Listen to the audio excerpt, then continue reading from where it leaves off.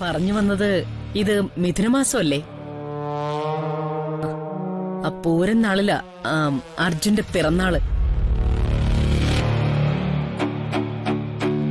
പണ്ടൊക്കെ വലിയ ആഘോഷമായിരുന്നു.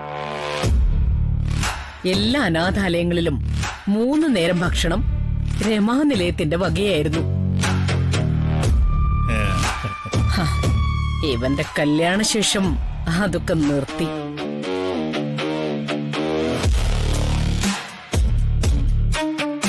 പക്ഷേ ഇത്തവണ വലിയൊരു ഫംഗ്ഷനായിട്ട് അനാഥാലയങ്ങൾക്കൊക്കെ ആഹാരം കൊടുക്കാനാ തീരുമാനം.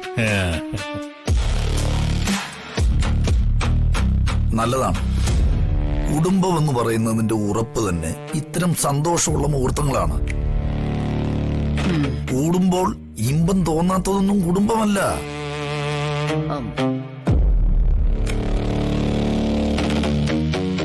ഇപ്പോ കുടുംബങ്ങളിലെ ഇമ്പൊക്കെ പോയി തുടങ്ങി.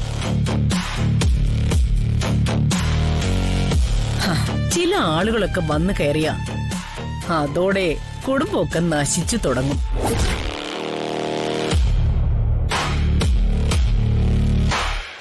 അത് ശരിയാ. കുടുംബത്തിൽ വന്ന് കയറുന്നവര് ശരിയല്ലെങ്കിൽ അതോടെ എല്ലാം തീരും. അങ്ങനെയുള്ള ബന്ധങ്ങൾ അധികം വഷളാകുന്നതിന് മുമ്പ് ഒഴിവാക്കി വിടുന്നതാ നല്ലത്. ഇപ്പൊ കുട്ടികൾ തന്നെ അവർക്ക് ചേർന്ന പാർട്ട്ണറെ കണ്ടെത്തിയാ ചെയ്യുന്നത്. അതെ അതെ, ഒരർത്ഥത്തിൽ അത് തന്നെയാണ് നല്ലത്. അവർക്ക് യോജിച്ചവരെ അവര് തന്നെ കണ്ടെത്തുകയാണെങ്കിൽ നമ്മളുടെ ഉത്തരവാദിത്വം കുറയുമല്ലോ. അല്ല, അർജുന്റെ കല്യാണം അങ്ങനെ ആയിരുന്നില്ലേ?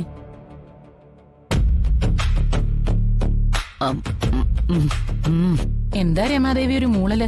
മരുമോളുമായിട്ട് എന്തെങ്കിലും പ്രശ്നമുണ്ടോ?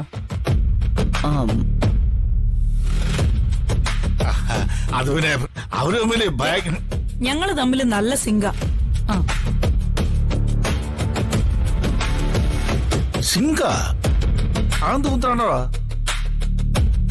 അത് അളിയനെ മനസ്സിലാവത്തില്ല. അത് പിന്നെ എനിക്ക് മനസ്സിലാവാത്ത കാര്യങ്ങളല്ലേ അളിയാൻ പറയൂ.